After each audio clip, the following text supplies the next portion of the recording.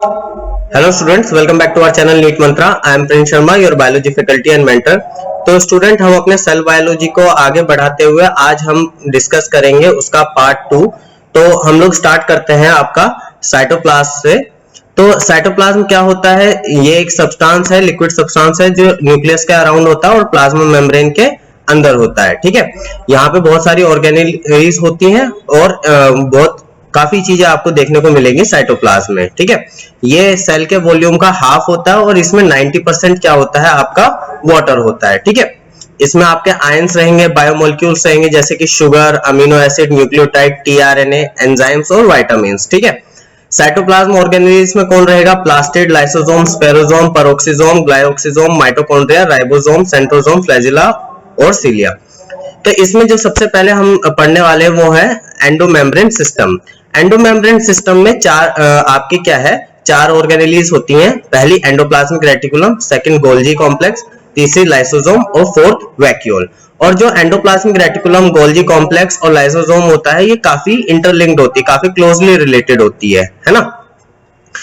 अब इसमें यह बताया गया है कि माइटोकॉन्ड्रिया, क्लोरोप्लास्ट और पेरोक्सिसोम का जो फंक्शन होता है वो कोऑर्डिनेटेड नहीं होता है अवर कंपोनेंट के साथ, इसलिए इनको एंडोमेम्ब्रेन सिस्टम में इंक्लूड नहीं किया जाता है। तो एंडोमेम्ब्रेन सिस्टम में कौन कौन है बच्चों? Endoplasmic reticulum, Golgi complex, lysosome, vacuoles. और कौन कौन नहीं है? माइटोकॉन्ड्रिया, क्लोरोप्लास्ट और पेरोक्सिसोम। तो सबसे पहले हम बात कर लेते हैं एंडोप्लाज्मिक रेटिकुलम के बारे में।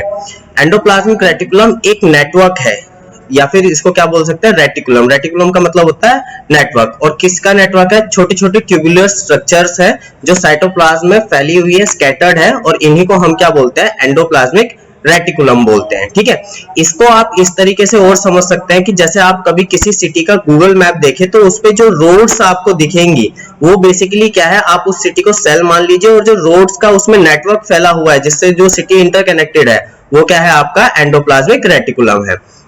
एंडोप्लाज्मिक रेटिकुलम लगभग सभी यूकैरियोटिक सेल में होता है। कुछ सेल हैं जैसे कि ओवा, एम्ब्रियोनिक सेल, मैच्योर आरबीसी, ये आपको याद रखना है, इंपॉर्टेंट है ये। ठीक है, इनमें क्या है? ईआर नहीं होता है, इसलिए यहाँ पे हमने क्या वर्ड यूज किया? ऑलमोस्ट। और ये सभी क्या है? प्रोकैरियोटिक सेल में क्या होता है? एब्सेंट होता है। ठीक है, इन रैपिडली डिवाइडिंग सेल, जो सेल काफी रैपिडली डिवाइड करते हैं जैसे कि मेरिस्टेमेटिक सेल है ना, उनमें क्या है? एंडोप्लाज्मिक रेटिकुलम पुअरली डेवलप्ड होता है। इसमें 3 कंपोनेंट होते हैं और ये तीनों क्या है? एक साथ जुड़े हुए होते हैं। पहला है आपका सिस्टर्न, ये एक flattened unbranched sac like structure होता है और ये एक के ऊपर एक होते हैं ऐसे। ठीक है ना। और इन पे क्या प्रेजेंट होता है? राइबोसोम प्रेजेंट होता है। इसके बारे में हम आगे बात करेंगे। सेकंड है वेसिकल्स। वेसिकल्स क्या है? ओवल या राउंडेड होते हैं, ये वैक्यूल की तरह होते हैं और पूरे साइटोप्लाज्म में फैले हुए होते हैं। ठीक है, इन पे भी क्या है? राइबोसोम प्रेजेंट होता है, स्टडीड विद राइबोसोम।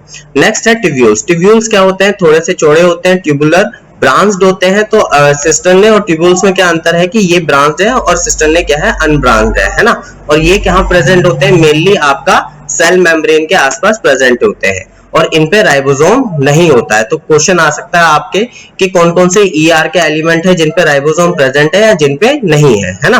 और ये ज्यादातर ट्यूब्यूल्स कहां पाए जाते हैं? जहां पे जो लिपिड फॉर्मिंग सेल है, जहां पे सेल क्या है? लिपिड ज्यादा बनाता है, वहां पे ये ज्यादा पाए जाते हैं। ठीक है, तो जिन एंडोप्लाज्मिक रेटिकुलम के सरफेस पे आपको राइबोसोम मिलेगा उनको क्या बोलेंगे? रफ एंडोप्लाज्मिक रेटिकुलम बोलेंगे। ठीक है, और अगर एब्सेंट है राइबोसोम तो उससे क्या बोलेंगे? स्मूथ एंडोप्लाज्मिक रेटिकुलम बोलेंगे। ठीक है, तो राइबोसोम हम बचपन से पढ़ रहे हैं, किसके साथ रिलेटेड है? Protein synthesis. तो आरईआर आपको उन सेल्स में ज्यादा मिलेंगे जो एक्टिवली इन्वॉल्व है प्रोटीन सिंथेसिस के साथ, और एसईआर आपको वहां ज्यादा मिलेंगे जो एक्टिवली इन्वॉल्व है किसके साथ? लिपिड के साथ, है ना। और यहाँ पे जैसे स्टीरॉयड हार्मोन जो भी सेल बनाते हैं वहां पे आपको एसईआर ज्यादा मिलेंगे। अब इनके फंक्शंस देखते हैं। इनका क्या फंक्शन है? Synthesis and secretion of specific proteins. ये क्या है? कुछ स्पेसिफिक प्रोटीन बनाते हैं और बेसिकली ये इसको मॉडिफिकेशन के लिए, पैकिंग के लिए किसके पास भेजते हैं? गोल्जी बॉडी, इसलिए यहाँ पे लिखा है वाया गोल्जी बॉडीज, है ना। ये क्या है? सरफेस प्रोवाइड करते हैं, जैसे कि कुछ इंपॉर्टेंट चीजें जो हमारी बॉडी में इंपॉर्टेंट होते हैं, कोलेस्ट्रॉल हो गया, स्टेरॉइड्स हो गया, एस्कॉर्बिक एसिड हो गया, विजुअल पिगमेंट्स हो गए, हार्मोन्स, जैसे कि हार्मोन्स कौन से? टेस्टोस्टेरोन और ईस्ट्रोजन। बेसिकली ये स्टेरॉइड हार्मोन है, तो एसईआर इनको प्रिपेयर करेगा। ठीक है, ईआर और किस में हेल्प करता है? ग्लाइकोजिनोलाइसिस, लिवर सेल में। और क्या करता है, डिटॉक्सिफिकेशन करता है आपके पॉइजन का और ड्रग्स का स्मूथ एंडोप्लाज्मिक रेटिकुलम में। ओके, ER क्या है, स्केलेटन का हिस्सा है। जो साइटोप्लाज्म का स्केलेटन है उसको साइटोस्केलेटन रेफर किया गया, और जैसा मैंने आपको एग्जांपल देके समझाया था कि एक नेट लाइक स्ट्रक्चर होता है तो सेल में, तो ये उसका हिस्सा है और उसको क्या प्रोवाइड करता है, मैकेनिकल सपोर्ट प्रोवाइड करता है और शेप प्रोवाइड करता है सेल को। ओके, नेक्स्ट हम देखते हैं गोल्गी एपरेटस। कुछ लोग इसको गोल्गी एपरेटस भी बोलते हैं। साइंटिस्ट कौन है, कैमिलो गोल्गी, अपने नाम पे ही रख दे। 1898 में इन्होंने सबसे पहली बार देखा। बिल्कुल याद नहीं रखना है, बस इंफॉर्मेशन के लिए आपको बस साइंटिस्ट नेम याद होना चाहिए। फिर ये क्या है, इसमें काफी फ्लैट डिस्क शेप, जैसा कि उसमें सिस्टर ने थे वैसे ही डिस्क शेप स्ट्रक्चर होता है। और इसका ऐसा बोला जाता है कि जो पैनकेक्स जब हम बनाते हैं, पैनकेक्स अमेरिकन साइड बनते हैं, है ना, एक के ऊपर एक रखते हैं तो ऐसा स्ट्रक्चर बनता है 0.5 माइक्रोमीटर टू 1 माइक्रोमीटर, है ना, और ये पैरेलली स्टैक्ड होते हैं एक दूसरे के ऊपर, जैसा मैंने आपको यहाँ दिखाया। ठीक है, ये सारे यूकैरियोटिक सेल में पाए जाएंगे और साइटोप्लाज्म में इररेगुलरली स्कैटर्ड होते हैं, और इनको कई बार डिक्टियोजोम भी बोला जाता है। प्लांट्स के लिए रेफर किया जाता है डिक्टियोजोम। ये बैक्टीरिया में नहीं मिलेंगे, ब्लू ग्रीन एल्गी में नहीं मिलेंगे, आरबीसी में मिलेंगे, spermatozoa of bryophyte and pteridophyte and sieve cell of phloem and angiosperm में ये एब्सेंट रहेंगे। तो यहाँ पे मैंने एक एग्जांपल दे रहा है, अगर कभी आपको क्वेश्चन आ जाए कि किन किन सेल में क्या है आपका डिक्टियोजोम में गोल्गी एपरेटस नहीं होगा, तो ये कुछ एग्जांपल हैं, जैसे bacteria, blue green algae, RBC, spermatozoa, bryophyte and pteridophyte, है ना, ये आप याद रख सकते हैं। ठीक है, जो गोल्गी बॉडी है वो कितने पार्ट्स की बनी हुई है, आपके 4 पार्ट्स की, सिस्टर ने। ठीक है, तो ये मैंने आपको बता ही दिया है, फ्लैट स्टैक लाइक स्ट्रक्चर होता है, एक के ऊपर एक रखते हैं, और जो इनके सिस्टर्ने के मार्जिन है वो क्या है, जेंटली कर्व्ड होते हैं।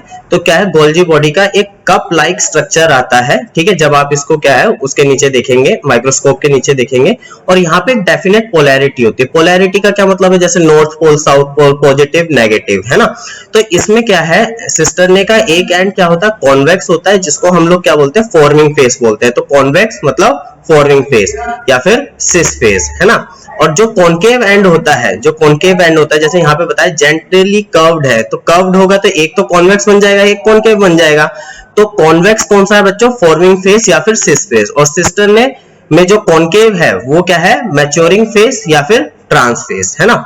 जो फॉर्मिंग फेस है वो क्या है, न्यूक्लियस के पास होता है या एंडोप्लाज्मिक रेटिकुलम के पास होता है। तो जो फॉर्मिंग फेस है वो एंडोप्लाज्मिक रेटिकुलम से जो रॉ मटेरियल है जो उसको मॉडिफाई करना है वो रिसीव करता है, और मैच्योरिंग फेस से उनको फिर ट्रांसफर करता है दूसरी जगह पे। ठीक है, और जो आपका यहाँ पे देखिए मैच्योरिंग फेस है वो किसकी तरफ है, प्लाज्मा मेम्ब्रेन, क्योंकि मैच्योरिंग फेस को इसको भेजना है, कहीं ट्रांसफर करना है ना। तो यही क्या है, फंक्शनल यूनिट है गोल्गी बॉडी की। ठीक है, नेक्स्ट है tubules. These arise due to fenestration of cistern form a complex network. तो ये क्या है, जो आपके सिस्टर्न का फेनेस्ट्रेशन होता है उससे अराइज होते हैं और एक कॉम्प्लेक्स नेटवर्क बनाते हैं। उसके बाद है सिक्रीटरी वेसिकल्स। ये बहुत छोटे साइज के कंपोनेंट होते हैं। वेसिकल्स मतलब छोटा सा एक गोल का स्ट्रक्चर होगा 40 एंगस्ट्रॉम का, है ना। ठीक है, प्रेजेंट अलोंग कॉन्वेक्स सरफेस। तो ये कहाँ प्रेजेंट होंगे, आपके कॉन्वेक्स सरफेस पे, एजिस पे प्रेजेंट होंगे, है ना। ठीक है, कॉन्वेक्स फेस मतलब फॉर्मिंग फेस, सिस फेस, है ना। These are smooth and coated type of vesicles. ये स्मूथ होते हैं और कोटेड होते हैं। उसके बाद गोल्जियन वैक्यूल्स। ठीक है, these are expanded part of cistern which have become modified to form vacuole. तो गोल्जियन वैक्यूल्स क्या होते हैं, एक्सपेंडेड पार्ट होते हैं सिस्टर्न के, और किसमें मॉडिफाई हो गए, ये वैक्यूल लाइक। ठीक है, मेन फंक्शन क्या है गोल्गी बॉडी का, बेसिकली ये पोस्टमैन की तरह काम करता है। ER इसको रॉ मटेरियल देता है, उसको मॉडिफाई करता है और उसको क्या है उसके पते पे ट्रांसफर कर देता है। ठीक है, तो बेसिकली इसका काम क्या है, सिक्रीशन का है। ओके, सेकंड है glycosidation of lipid. Glycosidation of lipid मतलब जो आप लिपिड है उसमें क्या कर रहे हैं, आप ओलिगोसैकेराइड ऐड कर रहे हैं। ओलिगोसैकेराइड्स वो होते हैं जिनमें 2 से 10 यूनिट आपकी पाई जाती है मोनोसैकेराइड की। ठीक है, उसके बाद ग्लाइकोसाइलेशन ऑफ प्रोटीन मतलब एडिशन ऑफ कार्बोहाइड्रेट प्रोटीन के साथ ऐड कर रहे हैं, तो वो क्या बन जाएगा, ग्लाइकोप्रोटीन बन जाएगा। और क्या किसकी फॉर्मेशन में मदद करते हैं, ये लाइसोसोम के, है ना। तो बेसिकली ऐसा माना जाता है कि ER से गोल्गी कॉम्प्लेक्स बनता है और गोल्गी कॉम्प्लेक्स से आगे जाके लाइसोसोम बनता है। ठीक है, उसके बाद हम नेक्स्ट बात करते हैं लाइसोसोम की। लाइसोसोम क्या है, माइक्रोस्कोप होते हैं, वेसिकुलर स्ट्रक्चर होते हैं, ऐसे गोल से स्ट्रक्चर होंगे, और इनमें सिर्फ एक मेम्ब्रेन होगी जो किसकी होगी, लिपोप्रोटीन की होगी, which are involve in intercellular digestive activities. तो लाइसोसोम में क्या है, हाइड्रोलाइटिक एंजाइम्स होते हैं, डाइजेस्टिव एंजाइम्स होते हैं। ठीक है, और इनको पॉपुलरली सुसाइडल बैग्स भी कहा जाता है, वो हम अभी देखते हैं कि क्यों कहा जाता है। तो सबसे पहले इनको किसने डिस्कवर किया था? बेल्जियन बायोकेमिस्ट थे क्रिश्चियन डी डुवे, 1955 में इन्होंने लिवर सेल में इनको डिस्कवर किया था और इनका नाम रखा था पेरिकैनिकुलर डेंस बॉडीज। ओके, तो लाइसोसोम तो ज्यादा अच्छा नाम है कंपेयर टू इतने बड़े नाम के। ये प्रोकैरियोट्स में नहीं होते बट यूकैरियोट्स में प्रेजेंट होते हैं, किसको छोड़ के? सिर्फ मैमेलियन सेल को छोड़ के। तो आपको एक बात याद रखनी है कि mammalian RBC, not mammalian cell, mammalian RBC में कोई भी ऑर्गेनेली आपके पाए नहीं जाती, ठीक है। और कहां कहां देखे गए हैं? फंजाई, यूग्लिना, कॉटन और पी सीड्स में भी ये देखे गए हैं।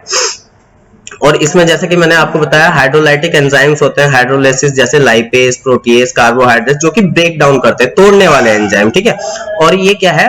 ऑप्टिमली एसिडिक पीएच पे ये क्या करते हैं? वर्क करते हैं, ठीक है। ज्यादा एसिडिक भी नहीं होनी चाहिए पर एसिडिक पीएच होनी चाहिए, ठीक है। ये क्या क्या डाइजेस्ट कर सकते हैं? Carbohydrate, protein, lipid, nucleic acid. Next हम देख लेते हैं टाइप्स ऑफ लाइसोसोम। तो टोटली कितने टाइप्स हैं? 4 टाइप्स है। प्राइमरी लाइसोसोम, जो नया लाइसोसोम अभी बनाया है जिसमें सिर्फ एंजाइम्स है ना, और ये अभी इनएक्टिव स्टेट में, मतलब एसिडिक ऑप्टिमल एसिडिक पीएच इन्हें अभी नहीं मिली है, ठीक है, ये इनको नहीं मिली है। सेकेंडरी लाइसोसोम क्या होते हैं? जब कोई मटेरियल आ गया जिसको डाइजेस्ट करना है लाइसोसोम को, और वो मटेरियल किसके अंदर आ गया? लाइसोसोम के अंदर आ गया डाइजेस्ट होने के लिए, तो इसको क्या बोलेंगे? Secondary lysosome.